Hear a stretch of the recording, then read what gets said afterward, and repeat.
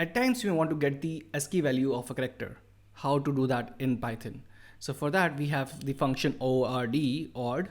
So all you have to do is just enter the character, and then you can just print it right away, and it will give us the ASCII value of that particular character. Now let's say G and run it, and it's 103.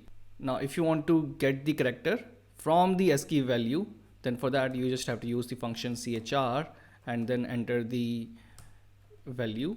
So 103 is the ASCII value, and we want to get the character of that, and it's G.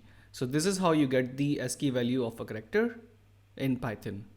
Thanks so much for watching this tutorial. If you liked it, please subscribe to our YouTube channel, and if you didn't, then leave a comment so that we can improve it further.